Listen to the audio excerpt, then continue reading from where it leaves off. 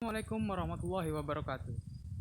Saya Farik Abdul Aziz, pendamping peningkat ekonomi pertanian Provinsi Sumatera Selatan. Kali ini saya akan memberikan materi penyuluhan mengenai perbaikan mutu bokar di tingkat petani. Perbaikan mutu bokar. Bokar sendiri memiliki arti bahan olah karet, yang artinya bahan tersebut diperoleh dari perkebunan karet petani maupun perkebunan milik swasta. Kali ini, materi tersebut diperuntukkan untuk pekebun petani. Adapun tahapan-tahapan dalam perbaikan mutu bokar di tingkat petani, tahapan pertama yaitu proses penyadapan. Tahapan kedua, proses pembekuan. Dan tahapan ketiga, proses panen. Tahapan keempat, proses pasca panen.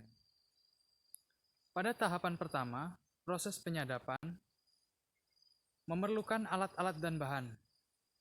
Adapun alat-alat dan bahan yang harus kita siapkan untuk proses penyadapan.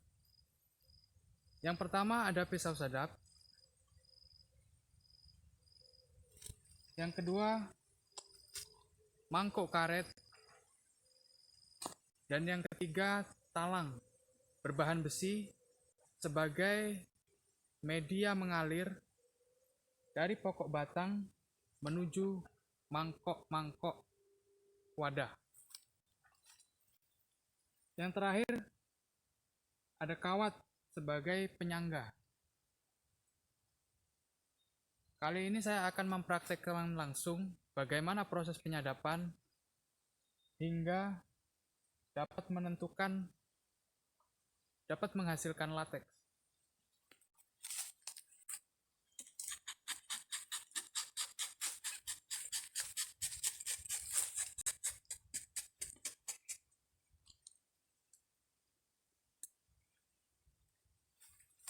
Pada proses ini, untuk menjaga mutu kualitas bokar, yang harus diperhatikan adalah tidak tercampurnya bahan kulit, dedaunan, dan kayu-kayuan yang ada di sekitar, sehingga yang terdapat pada mangkok penampungan hanya karet getah murni. Pada proses penyadapan, kita juga harus memperhatikan media sadap, bidang sadap.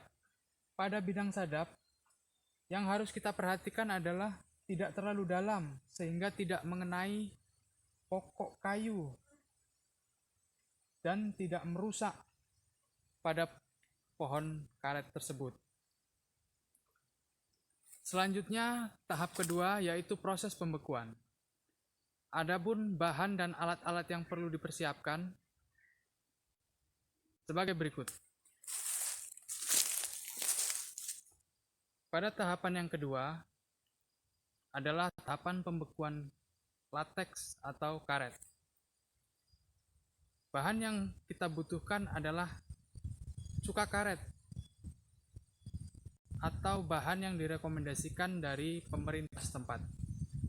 Bisa menggunakan asap cair atau cuka karet yang memiliki kualitas tinggi, sehingga hasil lateks yang diproduksi petani dapat memiliki mutu nilai bokar yang tinggi.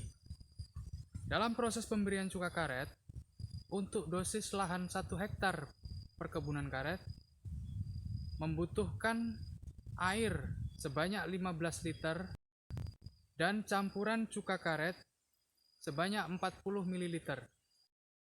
Aduk hingga rata, kemudian pemberian pada tiap pokok-pokok karet harus sesuai dengan kondisi karet pada wadah-wadah penampungan. Selanjutnya, proses panen. Ada tahapan proses panen atau alat dan bahan pada tahap proses.